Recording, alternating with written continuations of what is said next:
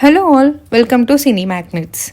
So, I completed watching Stranger Things. Not today, but on the same day it was released.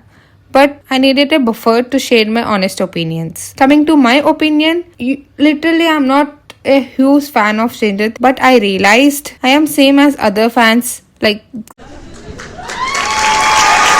but I have some problems with season 5. But overall, if I want to share my opinion in one line, I liked it. Maybe I don't say this is what we expected from the season 5 or is it worth the hype? Maybe not. But I enjoyed watching it. Now, spoilers ahead. I'm going to share the points I liked, the points I disliked, or somehow the questions that are left with me after completing the finale. So let's start. Coming to the first point, the ending. The ending of this series is a quite comforting. Usually in the series, mainly in this genre, we feel like the ending might be traumatic or it is going to leave us something sad to carry on. But I felt this has the great ending. Not considering the story or how the story ended, but how the characters got their closure after 5 seasons. Usually the ending is where the great got failed. Very few series have delivered a successful ending. I'm not considering this in the greatest list, but this is also one of the ending that I like. So coming to the second point, how makers showed the life after defeating Vecna without ending it at final battle. So while watching the series finale, Vecna is dead, Mind Flayer is dead. Why the hell there is still one more hour left? But that part is truly great and that is completely necessary to be in the story. Stranger Things is never about sci-fi, upside down demigorgons, interdimension things or either Vecna. It is about the life of bunch of kids, how they unitedly fought huge monsters, what they learned from each fight and how they use them in their life, in their future, and how this phase shaped their lives. And honestly, the makers took the time to show that part and how their lives moved on after all. Like Dustin erasing the line between nerds and popular kids, Will fighting his fear and coming out about his sexuality, or Hopper moving on from the sadness or depression from his daughter's death, the OG4, Nancy, John, Steve, Robin deciding what they want to do in the life. Coming to the third point, as I mentioned earlier, the closure to every character.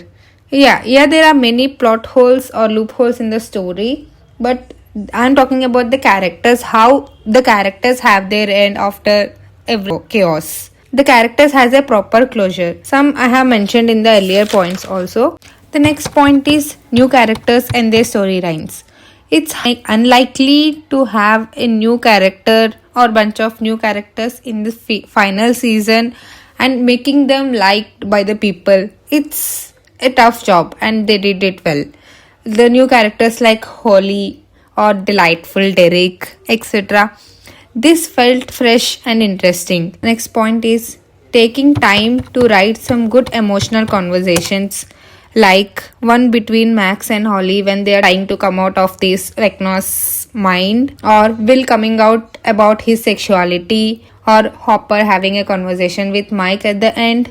Though many people felt few scenes of these are unnecessary, like I felt it is something that is necessary. So Will is fighting his own battle inside him and it is somehow pushing back his confidence and he needs that self-confidence to fight Vecna. And this is something that is necessary. And similarly, how Max motivated Holly. Holly is a kid.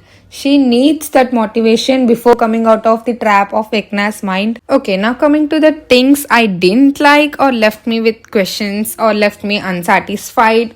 It mainly includes the story. Like the story has so many plot holes. So coming to the point number 1, the starting of the season 5.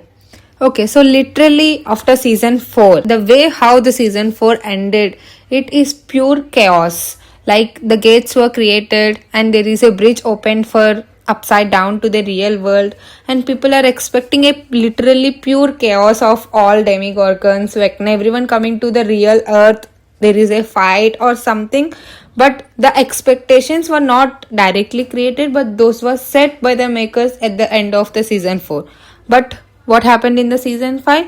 Boom, everything was normal. There is a huge time skip of around 2 years, I think, after the season 4, and the chaos or how it became normal, what we are expecting to see was not shown. And they came up with a new story like Vecna kidnapping the children, and again our main character is going to fight Vecna. And this time they wanted to end the series, that's why they went to the Vecna and completely ended him. It didn't felt like a continuation to season 4, but to season 5 didn't felt like something different from the earlier 3 to 4 seasons. They could have done better, or they could have not set those expectations at season 4 ending. Coming to the next point, no proper closure to the story. So as I mentioned earlier, there is a proper and great closure to each and every character, but in between, our story was left with many plot holes. Few are like, why the demigorgons are not there in the final fight? The army's huge weapons didn't work or didn't able to kill a single demigorgon, but the weapons that kids and our characters are holding can kill a mind flayer.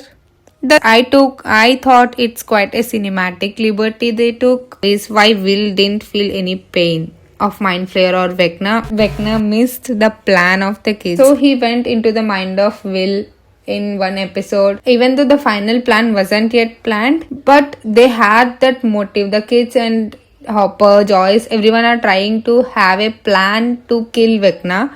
At least Vecna could have tried have a self-defense or pre-planned setup. Some effort might have been good in the final fight. It felt completely one-sided. And many more like this. Okay, still it's just my opinion. So as I mentioned, though I like the new characters, the importance they hold in the series, but somehow I felt that our main character's screen time and importance is reduced. Like literally 11 has not much screen time. Maybe it would have required to have our main character to have so much of screen time.